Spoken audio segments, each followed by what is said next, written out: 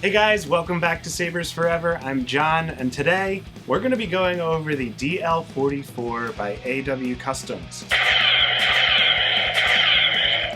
This thing was an airsoft pistol that I modified into an electronics blaster. So without further ado, why don't we just jump right in and I'll show you exactly what's going on.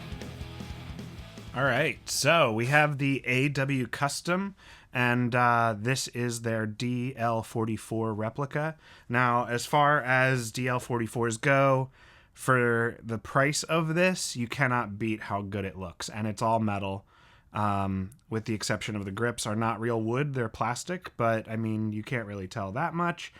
And I'm sure that there are upgrade pieces. Somebody out there is obsessed enough. I did one of these a while ago. I think it was actually a year and a half now that it's been. I'd removed this thing and done some like custom work on it, but this one came in as a commission from Tim over at Tirfan Orbital. And if you don't follow him on Instagram or on any of the social media platforms, you're missing out, because he is incredible, and his work just inspires me to be a better maker. So that's kind of where this install went. I wanted to make something that I thought he would make himself, you know? So the big trend nowadays is having a fully removable chassis, and this one got the same treatment. So essentially, real fast for the components so that I don't forget to go over them. In the front here in the barrel, there is a GEJ 9-pixel PCB. So we have 9 neopixels that light the barrel that lead to a quick connect inside, which leads to the Proffieboard V2.2, an 18350, 1.3 millimeter recharge port, a secondary auxiliary switch. There is a rocker or lever switch inside the blaster for the trigger, and a 28 millimeter bass speaker with venting. This is vented for right-handed use, and you can see here that the holes are really only where the speaker is down here, and your fingers, when you're holding it normally, just cover there. So I figured, why should that be vented? And so that way you get plenty of venting that, you know, it's loud. Let me just leave it at that. So anyways, all right. So let's actually let's give this thing some juice. Let's give it a little battery. So you would hit the clip release button. It's hard to get to because the scope gets in the way. But here is the Proffieboard, along with, this is the connectors for the speaker and the main switch. And then this is the NeoPixel connector. And you saw these earlier, so you have your recharge port and your auxiliary. And then there's your recharge port. Turn this around. So there's your recharge port in there. And then your 18350 just goes in like that. And then this goes in here. And if you're fast enough putting it in, you'll get the boot up sound. So I can actually simulate that. You don't even have to be that fast. So take the battery out, put this in. So boot up for the first font. And this has the sound font package for all my blasters that's available on my website. So this has all the fonts. I'm just going to go over them really quickly. Each one has its own music that's kind of reminiscent of whatever movie you would have seen that blaster in. So Han Solo has something from Empire. And you would turn that off and on by double tapping the auxiliary. Trigger will fire the actual blaster. And this is, I'd like to note, because this was an airsoft, and because of the way that this is assembled and held together, the airsoft components had to be utilized for the actual lever and, you know, firing mechanism. So there's a few caveats, which is sometimes it misfires and you won't get audio, sometimes. Or if you pull the hammer and fire, it does not play the audio because there are technically 3 arms in here that are moving and in control of all these things. Like this is the safety, no more audio. And so yeah, basically it was an airsoft pistol, wasn't designed for electronics, but we made it awesome and made it work. So anyways, in case I didn't specify enough, also, this install was only possible because of Chris Skinner.